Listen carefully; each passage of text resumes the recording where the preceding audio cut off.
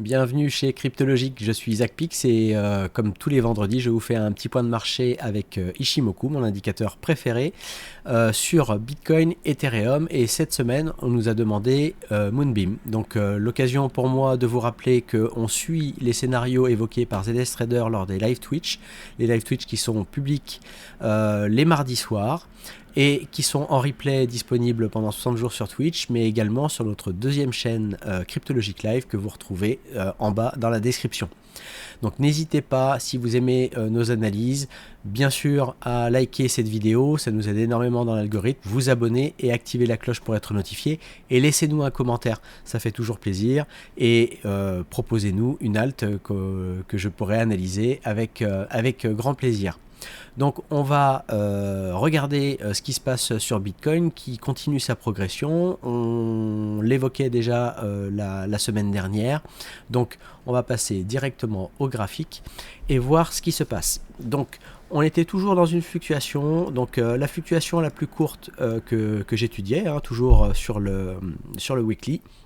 Cette ABC sur lequel on a dépassé, on avait au départ stoppé sur la 2N et sur lequel on a retracé sur ce niveau-là, mais sans vraiment marquer la cassure franche avec une bougie pleine baissière ici. Donc on est venu prendre les liquidités basses et on est reparti. S'il y avait du monde ici en short, effectivement, là, on a liquidé les stops et on a un bel effet ici de short squeeze. On avait évoqué une date importante qui était celle du 13 février, et si on continue à monter au-delà du 13 février, on va voir ça ensemble. Donc maintenant les targets que l'on pourrait viser sur Bitcoin, c'est aller chercher éventuellement la 2E. Il reste du temps puisque cette fluctuation s'arrête le 18 mars, donc sur une fluctuation weekly. Donc à voir si celle-ci correspond toujours bien. Gardez aussi en tête, on l'avait dit, qu'il pouvait y avoir plusieurs points A possibles et on pouvait très bien être dans une fluctuation beaucoup plus longue en termes de temps, avec vraiment un temps de force qui pourrait nous pousser aux alentours du 29 avril et avec une fin de fluctuation au 1er juillet 2024. Mais on se concentre toujours sur la fluctuation au départ la plus courte, et surtout, en fait, ici on a notre vague 1, notre vague 2, on étudie en fait le déploiement de cette vague 3 pour essayer de la comprendre. Donc si on part sur le daily, voilà, qu'est-ce que j'avais comme fluctuation? Donc on avait étudié celle-ci. Je vais vous replacer un petit peu ce que l'on a étudié et ce que ZS a évoqué.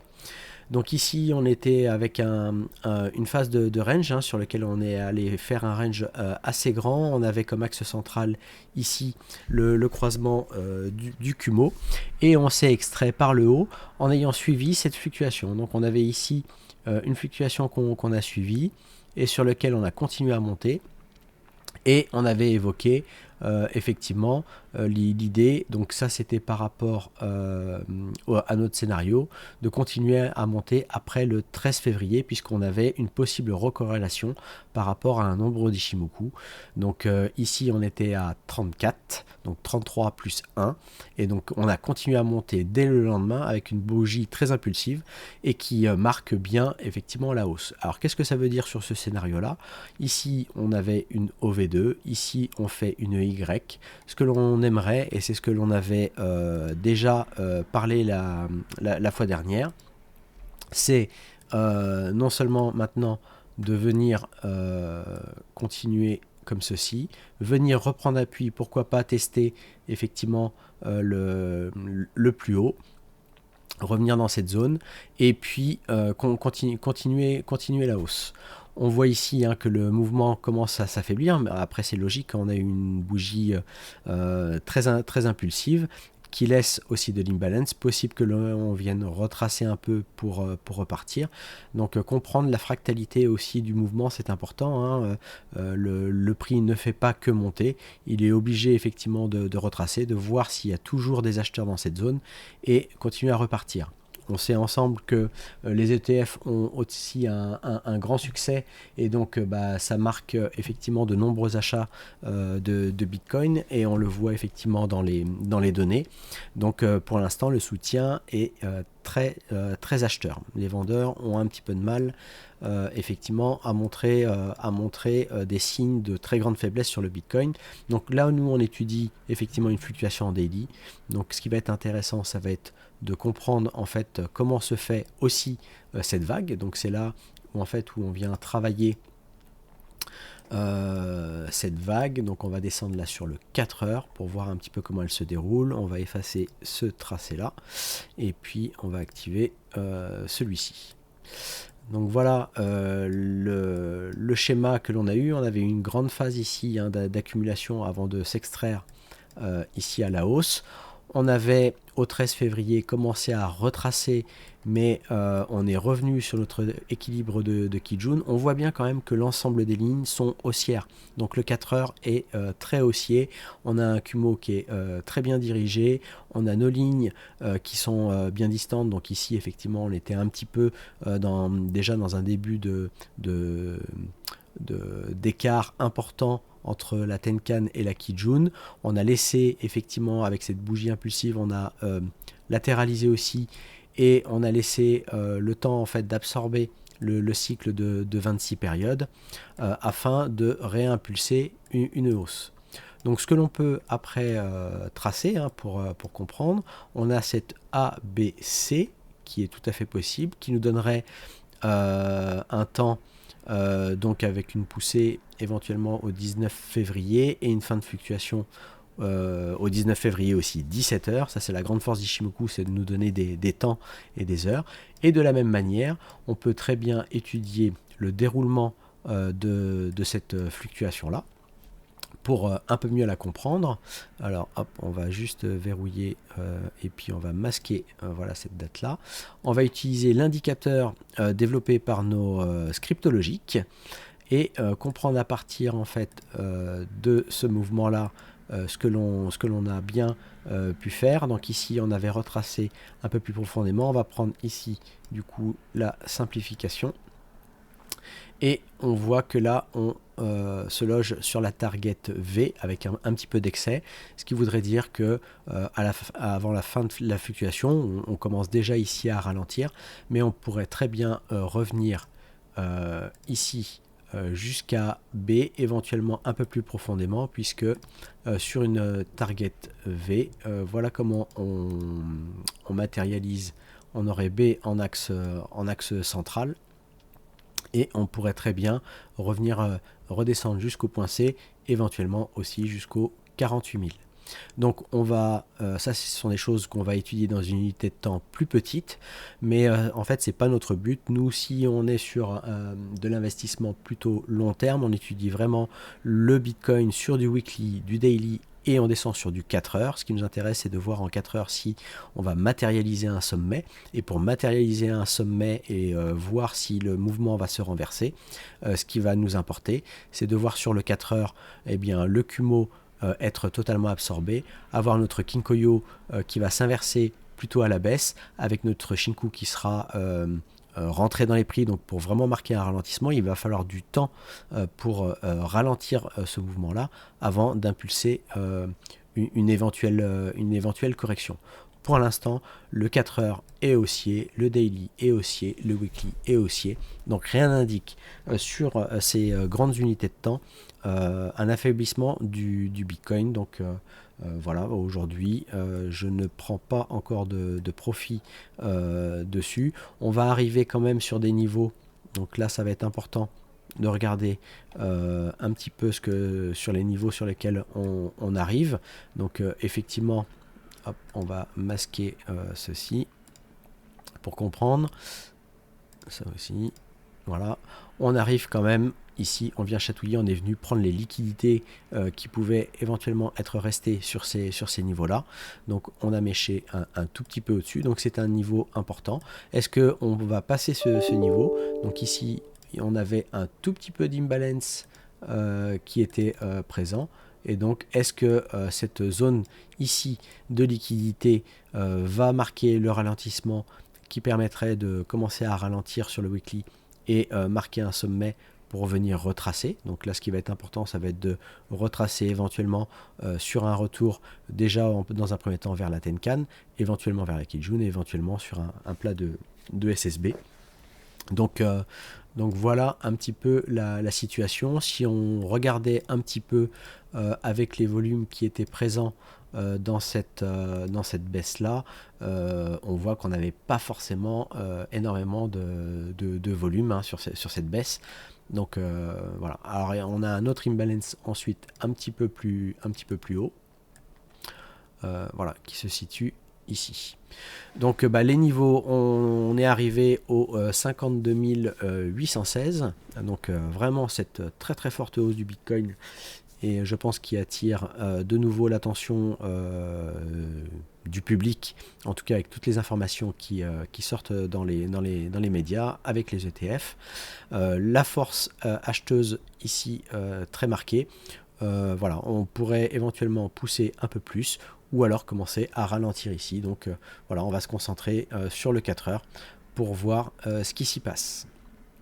Sur l'Ethereum désormais, toujours notre tendance haussière, ici une bougie très impulsive, donc ce que j'aime bien, parce qu'on était ici dans une grande phase de latéralisation sur l'Ether, et qu'on voit bien déjà ici en weekly, mais qu'on verra mieux en daily. On l'avait déjà tracé ensemble, on avait un prix de marché ici.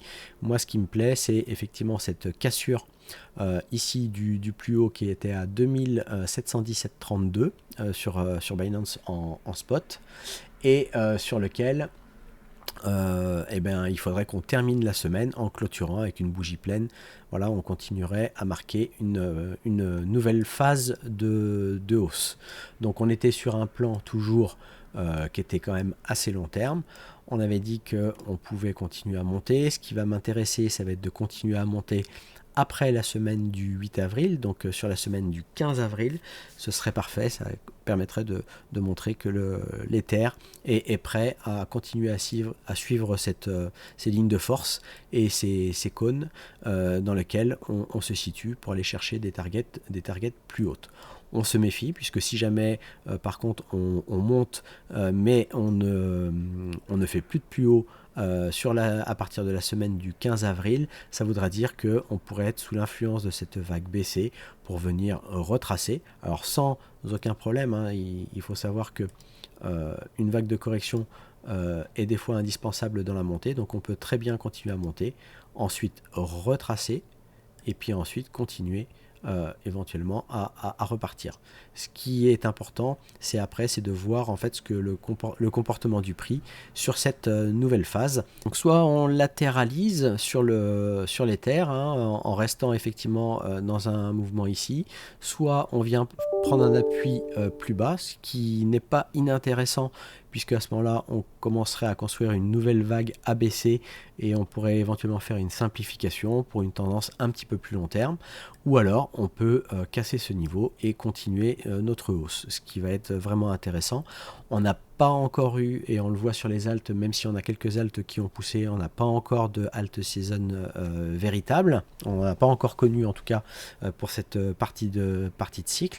Donc ça sera intéressant de voir si Ether vient commencer à montrer de la force et pourrait impulser une première alt season sur ce cycle crypto 2024-2025.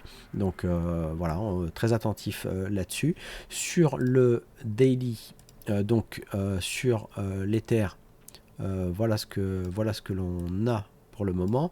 Donc je vous avais expliqué qu'on avait eu un ralentissement. Ici on avait la Shinku qui était revenue sur les prix, qui avait croisé, qui était passé en dessous, mais ici une forte impulsion haussière. Alors qu'est-ce qu'on avait tracé? On avait tracé celle-ci pour le moment, donc là effectivement elle est juste, on avait fait une première impulsion ici, on était venu corriger, reprendre appui, et c'est celle-ci qui pour moi l'idée. On dépasse là aussi la target V avec un tout petit peu d'excès, donc ça voudrait dire qu'on pourrait revenir éventuellement jusqu'à B et éventuellement plus profondément. Si jamais on continue, on a encore un petit peu de temps jusqu'au lundi 19 février pour aller chercher éventuellement et pousser jusqu'à la target E. Là, ce serait intéressant. On reviendrait éventuellement sur B pour reprendre appui et repartir. Donc voilà pour l'Ether.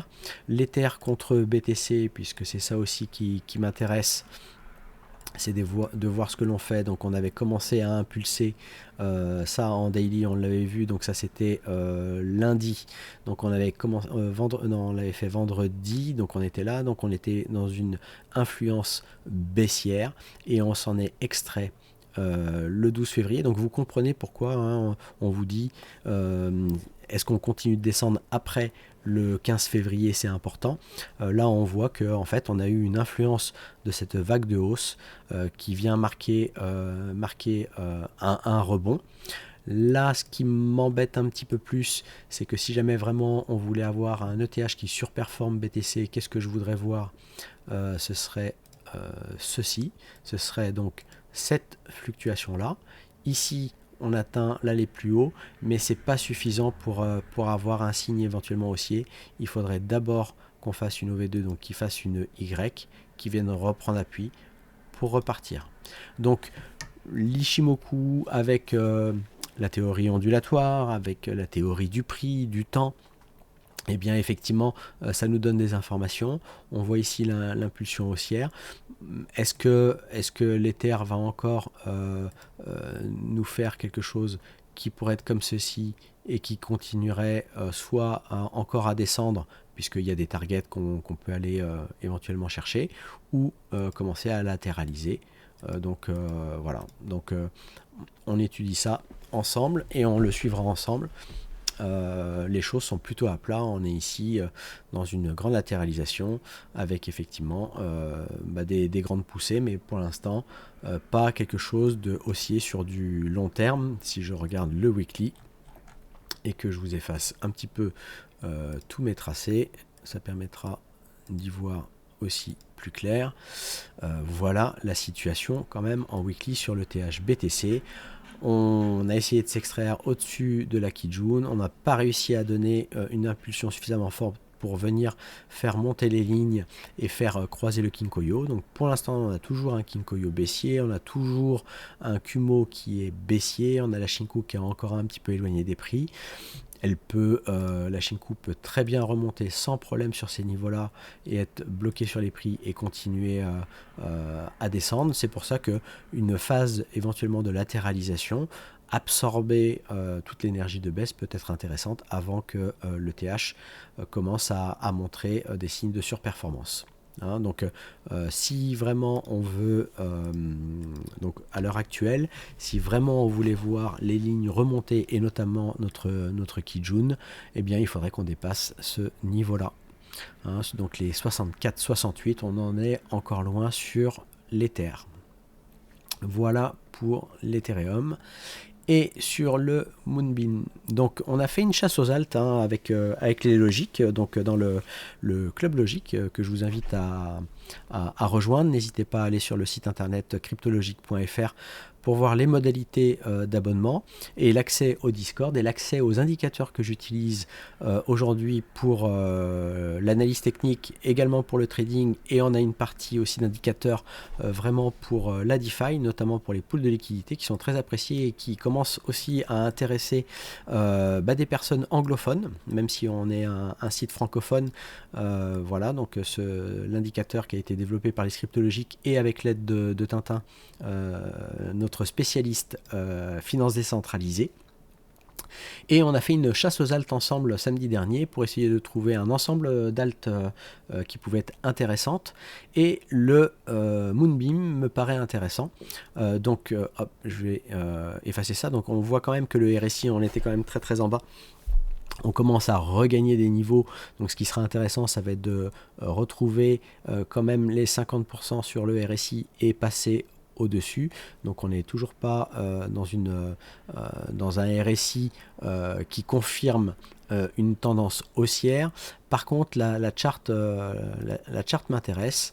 Donc voilà pourquoi. Donc on a eu quand même on était là sur le système des parachains sur Polkadot et Moonbeam a été lancé quand même sur une période après le début de la baisse de Bitcoin. Donc il n'a pas profité d'un cycle. Donc il s'est pris effectivement une grosse dérouillée. Beaucoup de gens ont déchargé de leur portefeuille le Moonbeam. Mais par contre, ce qui est intéressant, c'est de voir que sur la phase de baisse, on va avoir ici un prix de marché sur lequel on a eu énormément de volume. Donc ici, je vais le marquer, voilà, en prix de marché avec le volume profile de l'ensemble de la baisse. On a ralenti, ici on le voit bien, on n'a pas eu quelque chose qui est parti vraiment avec la même impulsion baissière de cette vague 1, 2, 3. On est venu vraiment ralentir, commencer à absorber. Ici, on est venu casser le précédent sommet, donc intéressant pour la théorie de dos. Ici, on voit un rebond, donc ça c'est vraiment cool. De voir une charte qui se réveille comme ça. Alors bien sûr sur des assets comme ça qui ont peu d'historique, difficile d'avoir des lignes d'Ishimoku, voilà, donc c'est un asset quand même assez nouveau, donc peut-être l'analyser aussi après en daily. Mais voilà, le prix de marché était quand même beaucoup plus bas, et ici j'ai une impulsion haussière, donc on va tracer notre A, B et C pour l'instant, et suivre cette potentielle fluctuation. Donc tant que le Bitcoin monte, tant que l'Ether monte, on peut avoir des alts qui viennent à nous faire des choses intéressantes. Là aussi, on aurait des dates aux alentours du mois d'avril 2024 avec des fins de fluctuation fin mai. Là-dessus, et voilà, donc là pour l'instant on passe simplement la résistance éventuelle de l'équilibre de Kijun, on va aller rejoindre la Tenkan. Ce qu'il faudrait, c'est qu'on ait quelque chose de suffisamment impulsif, et notamment qui vienne de nouveau briser ceci pour faire monter notre Kijun. Mais on va arriver sur des moments intéressants, puisqu'en fait, bon, on va avoir ça va être peut-être un peu lent, à voir si le mouvement va être un petit peu plus important, mais on va avoir en fait une montée de Kijun de manière passive qui pourrait éventuellement impulser une phase de hausse. Donc je vous invite à suivre cela, mais la charte, voilà, de Moonbeam m'intéresse bien. Donc n'hésitez pas à la suivre et à la mettre dans vos favoris et étudier son prix. Il y a pas mal de parachains comme elle qui n'ont pas fait de plus haut, et donc voilà, donc n'hésitez pas à nous faire un retour là-dessus, ce que vous en pensez du Moonbeam, et je serais ravi de pouvoir continuer à suivre cette alt avec vous. Je vous dis du coup à très bientôt, j'espère que ça vous a plu, et surtout laissez en commentaire si vous voulez d'autres alts, et je partagerai certainement avec vous peut-être la semaine prochaine une ou deux alts que nous avons repérées avec les logiques, et pour décortiquer et voir si il y a des possibilités de trouver des zones si on souhaitait recharger sur ces alts, quels seraient les prochains niveaux à surveiller. Donc voilà, n'hésitez pas à nous revoir et à être notifié pour la vidéo de vendredi prochain. N'hésitez pas à nous suivre sur YouTube et également sur le Twitch avec le live du mardi soir qui vous intéressera très certainement. Je vous dis à très bientôt. Ciao.